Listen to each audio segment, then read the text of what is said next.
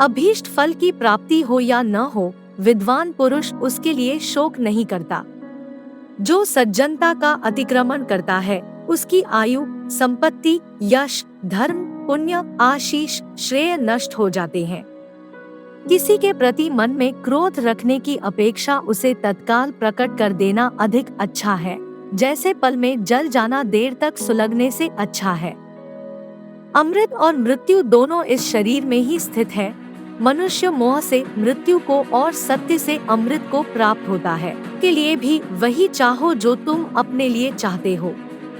जो वेद और शास्त्र के ग्रंथों को याद रखने में तत्पर है, किंतु उनके यथार्थ तत्व को नहीं समझता, उसका वह याद रखना व्यर्थ है। जो मनुष्य क्रोधी पर क्रोध नहीं, क्षमा करता है, वह अपनी और क्रोध करने वाले की महासंकट से रक्षा करता है। वह दोनों का रोग दूर करने वाला चिकित्सक है। जहाँ कृष्ण है, वहाँ धर्म है, और जहाँ धर्म है, वहाँ जय है। जिसके मन में संशय भरा हुआ है, उसके लिए न यह लोक है, न परलोक है, और न सुखी है। अत्यंत लोभी का धन तथा अधिक आसक्ति रखने वाले का काम, ये दोनों ही धर्म को हानि पहुंचाते हैं। जिस मनुष्य की बुद्धि दुर्भावना से युक्त है तथा जिसने अपनी इंद्रियों को वश में नहीं रखा है, वह धर्म और अर्थ की बातों को सुनने की इच्छा होने पर भी उन्हें पूर्ण रूप से समझ नहीं सकता।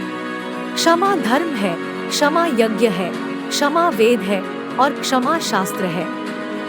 जो इस प्रकार जानता है, वह सब कुछ क्षमा करने योग्य हो जाता है।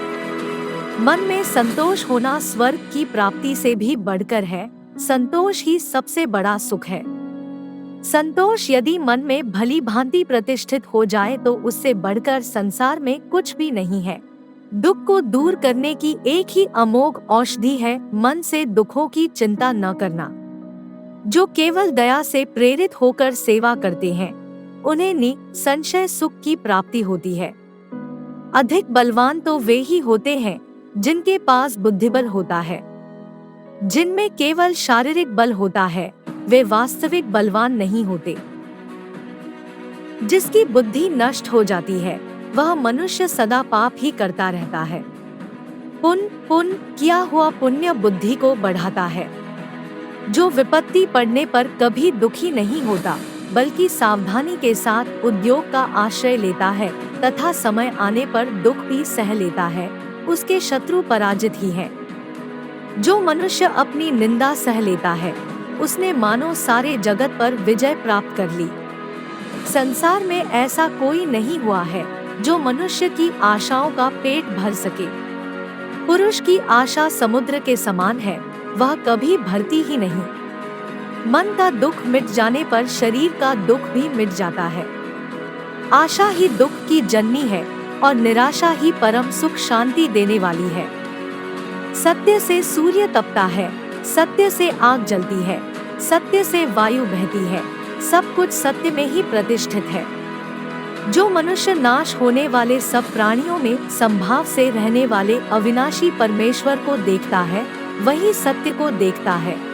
जैसे जल द्वारा अग्नि को शांत किया जाता है, वैसे ही ज्ञान के द्वारा मन को शांत रखना चाहिए।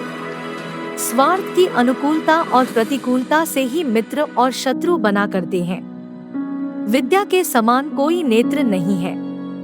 जैसे तेल समाप्त हो जाने पर दीपक बुझ जाता है, उसी प्रकार कर्म के क्षीण हो जाने पर देव भी नष्ट हो जाता है। जो मनुष्य जैसा व्यवहार करे, उसके साथ वैसा ही व्यवहार करना चाहिए।